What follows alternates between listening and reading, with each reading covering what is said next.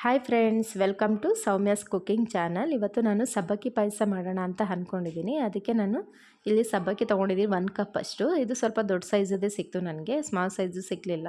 ಅದಾದರೂ ಇನ್ನೂ ಚೆನ್ನಾಗಿರುತ್ತೆ ಪಾಯಸಕ್ಕೆ. ಸೊ ಈಗ ನಾನು 1 ಕಪ್ ಅಷ್ಟು ತೊಗೊಂಡಿದ್ದೀನಿ. ಅದನ್ನು ಇದು ಮಾಡಿಕೊಂಡು ಒಂದು ಪಾತ್ರೆಗೆ ಹಾಕ್ಕೊಂಡು ಅದನ್ನು ನೀಟಾಗಿ ವಾಶ್ ಮಾಡಿ ಇಟ್ಕೋತೀನಿ. ಯಾಕೆಂದರೆ ಸಬ್ಬಕ್ಕಿ ಅಂದರೂ ಯಾವುದೇ ಆದ್ರೂ ಸ್ವಲ್ಪ ಡಸ್ಟ್ ಇದ್ದೇ ಇರುತ್ತೆ. ಹಂಗಾಗಿ ಅದನ್ನು ನೀಟಾಗಿ ಚೆನ್ನಾಗಿ ವಾಶ್ ಮಾಡಿಬಿಟ್ಟು ಅದನ್ನು ನೆನೆಸಿಟ್ಕೋತೀನಿ. ಒಂದು ಹಾಫ್ ಆನ್ ಅವರು 1 ಅವರು ನೆನೆದ್ರೂ ತೊಂದರೆ ಇಲ್ಲ. ಏಕೆಂದರೆ ಅದು ಎಷ್ಟು ಚೆನ್ನಾಗಿ ನೆನೆಯುತ್ತೋ ಅಷ್ಟು ಸ್ಮೂತಾಗಿ ನಮಗೆ ಇದಾಗುತ್ತೆ, ರೆಡಿ ಆಗುತ್ತೆ. ಹಾಗೆ ಬೇಗ ಪಾಯಸ ಕೂಡ ಬೇಗ ಆಗುತ್ತೆ. 5-10 ನಿಮಿಷದಲ್ಲೆಲ್ಲ ನಾವು ರೆಡಿ ಮಾಡ್ಕೊಂಬಿಡ್ಬೋದು. ನೋಡ್ತಾ ಇದ್ದೀರಲ್ಲ, ಈಗ ಅದನ್ನು ಚೆನ್ನಾಗಿ ವಾಶ್ ಮಾಡಿ ನೆನೆಯೋದಕ್ಕೆ ಇಟ್ಕೋತಾ ಇದ್ದೀನಿ. ಈಗ 1 ಅವರು ಅದು ಚೆನ್ನಾಗಿ ನೆಂದಿದೆ. ನೋಡ್ತಾ ಇದ್ದೀರಲ್ಲ ಎಷ್ಟು ದಪ್ಪ ಆಗಿದೆ ಅಂತ. ಸೊ ಈ ಟೈಮಲ್ಲಿ ನಾನು ಪಾಯಸಕ್ಕೆ ರೆಡಿ ಮಾಡ್ಕೋತೀನಿ. ಅದಕ್ಕೆ ಏನೇನು ಬೇಕಂದರೆ 1 ಗ್ಲಾಸಷ್ಟು ಹಾಲು ತೊಗೊಂಡಿದ್ದೀನಿ, ಕಾಯಿಸಿರೋ ಹಾಲು. ಹಾಗೆ 3/4 ಕಪ್ಪಷ್ಟು ಸಕ್ಕರೆ ತೊಗೊಂಡಿದ್ದೀನಿ, ಏನು ಸಬ್ಬಕ್ಕಿ ತೊಗೊಂಡಿದ್ದು ಅದೇ ಕಪ್ಪಲ್ಲಿ. ಮತ್ತು 1 ದೊಡ್ಡ ಸ್ಪೂನಷ್ಟು ಬಾದಾಮ್ ಪೌಡರ್ ಅದನ್ನು ತೊಗೊಂಡಿದ್ದೀನಿ. ಹಾಗೆ ತುಪ್ಪದಲ್ಲಿ ಕರಿಯೋದಕ್ಕೆ ದ್ರಾಕ್ಷಿ, ಗೋಡಂಬಿ ಮತ್ತು ಏಲಕ್ಕಿ ಕೂಡ ಸ್ವಲ್ಪ ನಾನು ಆ್ಯಡ್ ಮಾಡ್ಕೋತೀನಿ. 2 ಏಲಕ್ಕಿನ ಚೆನ್ನಾಗಿ ಕುಟ್ಟಿ ರೆಡಿ ಮಾಡಿ ಇಟ್ಕೊಂಡಿದ್ದೀನಿ. ಈಗ ಮಾಡೋದು ಹೇಗೆ ಅಂತ ಹೇಳ್ತೀನಿ ನೋಡಿ.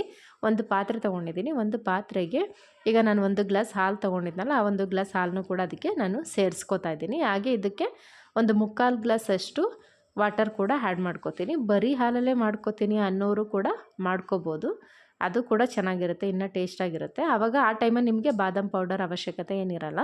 ಅದೇ ಸ್ವಲ್ಪ ತಿಕ್ನೆಸ್ ಬರೋದ್ರಿಂದ ಅದು ತುಂಬ ಚೆನ್ನಾಗಿರುತ್ತೆ. ಈ ಕಡೆ ನಾನು ಸ್ಟವ್ ಹಚ್ಕೊಂಡು ಪಾತ್ರೆ ಇಟ್ಕೋತಾ ಇದ್ದೀನಿ. ಏನು ಹಾಲು ಮತ್ತು ನೀರು ಹಾಕ್ಕೊಂಡಿದ್ನಲ್ಲ, ಆ ಪಾತ್ರೆ ಇಟ್ಕೊಂಡು ಅದು ಚೆನ್ನಾಗಿ ಕುದಿ ಬರಬೇಕು.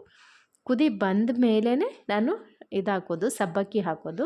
ಆವಾಗ ಬೇಗನೆ ರೆಡಿ ಆಗುತ್ತೆ ಪಾಯಸ. ನೋಡ್ತಾ ಇದ್ರಲ್ಲ, ಒಂದು 2-3 ನಿಮಿಷ ಬಿಟ್ಟರೆ ಅದು ಚೆನ್ನಾಗಿ ಕುದಿ ಬರೆಯುತ್ತೆ. ನೋಡಿ ಇವಾಗ ಕುದಿ ಬಂತು. ಈ ಟೈಮಲ್ಲಿ ನಾನು ಏನು ನೆನೆಸಿಟ್ಕೊಂಡಿದ್ನಲ್ಲ ಸಬ್ಬಕ್ಕಿ, ಅದನ್ನೆಲ್ಲ ಅದಕ್ಕೆ ಸೇರಿಸ್ಕೋತಾ ಹೋಗ್ತೀನಿ ನೀಟಾಗಿ. ಒಂದು ಸರಿ ಅದನ್ನೆಲ್ಲನೂ ಮಿಕ್ಸ್ ಮಾಡ್ಕೋಬೇಕು. ಮಾಡ್ಕೊಂಡಾದ್ಮೇಲೆ ಒಂದು 2 ನಿಮಿಷ 3 ನಿಮಿಷ ಹಾಗೆ ಬಿಟ್ಬಿಡ್ತೀನಿ. ಅದು ಸ್ವಲ್ಪ ಬೇಯಲಿ, ಕುದಿ ಬರಲಿ. ಈ ಟೈಮಲ್ಲಿ ಬೆಂದ ಮೇಲೆ ಈಗ 3/4 ಭಾಗದಷ್ಟು ಬೆಂದಿದೆ. ಅದು ನಮ್ಗೆ ಹೇಗೆ ಗೊತ್ತಾಗುತ್ತೆ ಅಂತ ಅಂದರೆ, ನಾವು ಸ್ವಲ್ಪ ತೊಗೊಂಡು ಅದನ್ನ ಚೆನ್ನಾಗಿ ಒಂದು ಪ್ರೆಸ್ ಮಾಡಬೇಕು. ಪ್ರೆಸ್ ಮಾಡಿದಾಗ ಅದು 2 ಭಾಗ ಆಗುತ್ತೆ. ಸೊ ಆ ಟೈಮಲ್ಲಿ ನಮಗೆ ಅದು 3/4 ಭಾಗ ಬೆಂದಿದೆ ಅಂತಲೇ ಅರ್ಥ. ಈ ಟೈಮಲ್ಲಿ ನಾನು ಏನು ತೊಗೊಂಡಿದ್ದೆ, ಸಕ್ಕರೆ, ಏಲಕ್ಕಿ ಮತ್ತು ಬಾದಾಮ್ ಪೌಡರ್, ಅದನ್ನು ಕೂಡ ನಾನು ಮಿಕ್ಸ್ ಮಾಡ್ತಾ ಹೋಗ್ತೀನಿ. ನೋಡಿ ಸಕ್ಕರೆ ನಾನು ತೊಗೊಂಡಿದ್ದೀನಿ. ಕೆಲವರಿಗೆ ಸಕ್ಕರೆ ಅಂಶ ಜಾಸ್ತಿ ಬೇಕು ಅನ್ನೋರು, ನಾನು ಏನು 3/4 ಕಪ್ ತೊಗೊಂಡಿದ್ದೆ ಅದರಲ್ಲಿ ನೀವು 1 ಕಪ್ ಕೂಡ ಬೇಕಾದ್ರೆ ಸೇರಿಸ್ಕೋಬೋದು. ನಮ್ಮಲ್ಲಿ ಸ್ವಲ್ಪ ಸ್ವೀಟ್ ಅಂಶ ಕಡಿಮೆ ತಿನ್ನೋದ್ರಿಂದ ಹಾಗಾಗಿ ನಾನು 3/4 ಕಪ್ಪಷ್ಟು ತೊಗೊಂಡಿದ್ದೀನಿ. ಹಾಗೆ ಏಲಕ್ಕಿ ಕೂಡ ನಾನು ಸೇರಿಸ್ಕೋತಾ ಇದ್ದೀನಿ. 2 ಏಲಕ್ಕಿ ತೊಗೊಂಡು ನಾನು ಚೆನ್ನಾಗಿ ಕುಟ್ಟಿ ಪುಡಿ ಮಾಡ್ಕೊಂಡಿದ್ದೆ, ಅದನ್ನು ಕೂಡ ಸೇರಿಸ್ಕೋತಾ ಇದ್ದೀನಿ. ಹಾಗೆ ಬಾದಾಮ್ ಪೌಡರ್ ತೊಗೊಂಡಿದ್ನಲ್ಲ 1 ಸ್ಪೂನಷ್ಟು, ಆ ಬಾದಾಮ್ ಪೌಡರ್ನು ಕೂಡ ನಾನು ಹಾಕಿ ನೀಟಾಗಿ ಮಿಕ್ಸ್ ಮಾಡ್ಕೋತಾ ಇದ್ದೀನಿ. ಬಾದಾಮ್ ಪೌಡರ್ ಹಾಕೋದ್ರಿಂದ ತಿಕ್ನೆಸ್ಸು ಜಾಸ್ತಿ ಆಗುತ್ತೆ ಪಾಯಸದ್ದು, ಹಾಗೆ ಟೇಸ್ಟು ಕೂಡ ಚೆನ್ನಾಗಿ ಬರುತ್ತೆ. ಹಂಗಾಗಿ ನಾನು ಬಾದಾಮ್ ಪೌಡರ್ನು ಕೂಡ ಇದಕ್ಕೆ ಮಿಕ್ಸ್ ಮಾಡ್ಕೋತಾ ಇದ್ದೀನಿ. ಈ ಕಡೆ ಇದನ್ನು ಬೇಯೋದಕ್ಕೆ ಇಟ್ಬಿಟ್ಟು ಆ ಕಡೆ ನಾನು ಇನ್ನೊಂದು ಸ್ಟವಲ್ಲಿ ನಾನು ತುಪ್ಪನ ಹಾಕಿ ದ್ರಾಕ್ಷಿ ಮತ್ತು ಗೋಡಂಬಿನ ಫ್ರೈ ಮಾಡ್ಕೋತೀನಿ. ಈಗ 2 ಸ್ಪೂನಷ್ಟು ತುಪ್ಪನ ನಾನು ಸೇರಿಸ್ಕೋತಾ ಇದ್ದೀನಿ.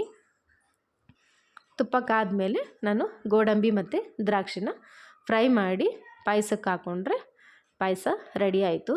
ಈ ಕಡೆ ಇದು ಕೂಡ ಚೆನ್ನಾಗಿ ಬೇಯ್ತಾ ಇದೆ. ಮತ್ತು ಮಧ್ಯದಲ್ಲಿ ನಾನು ಮಿಕ್ಸ್ ಮಾಡ್ಕೋತಾ ಇರ್ತೀನಿ ಸಬ್ಬಕ್ಕಿನ. ಏಕೆಂದರೆ ಅದು ಸಬ್ಬಕ್ಕಿ ಆಗಿರೋದ್ರಿಂದ ಬೇಗ ತಳೆ ಹಿಡಿದು ಬಿಡುತ್ತೆ. ಹಂಗಾಗಿ ನೀಟಾಗಿ ಅವಾಗವಾಗ ಮಿಕ್ಸ್ ತೊಗೋತಾ ಇರ್ತೀನಿ. ಇವಾಗ ಆ ಕಡೆ ದ್ರಾಕ್ಷಿ ಮತ್ತು ಗೋಡಂಬಿನ ಅದನ್ನು ಕೂಡ ನಾನು ಫ್ರೈ ಮಾಡ್ಕೊಂಡಾಯಿತು. ಇವಾಗ ಇದಕ್ಕೆ ಹಾಕೋತಾ ಇದ್ದೀನಿ. ನೋಡಿ ಆಲ್ಮೋಸ್ಟು ಪಾಯಸ ರೆಡಿ ಆಯಿತು. ತುಂಬಾ ಚೆನ್ನಾಗಿರುತ್ತೆ, ಟೇಸ್ಟು ಕೂಡ ತುಂಬ ಚೆನ್ನಾಗಿರುತ್ತೆ. ಹಾಗೆ ಹೆಲ್ತಿ ಕೂಡ ಹೌದು, ಸಬ್ಬಕ್ಕಿನ ಹೆಲ್ತಿ ಫುಡ್ ಅಂತಲೇ ಕರಿತೀವಿ.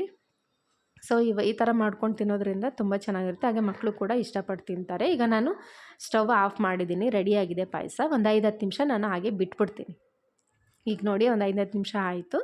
ಈಗ ಸರ್ವ್ ಮಾಡ್ತಾಯಿದ್ದೀನಿ. ನೋಡಿ ಎಷ್ಟು ತಿಕ್ನೆಸ್ ಆಗಿದೆ ಅಂತ, ತುಂಬಾ ಚೆನ್ನಾಗಿದೆ. ಟೇಸ್ಟು ಕೂಡ ತುಂಬ ಚೆನ್ನಾಗಿ ಬಂತು.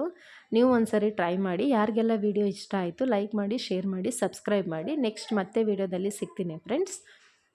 ಓಕೆ ಫ್ರೆಂಡ್ಸ್, ಬಾಯ್ ಬಾಯ್.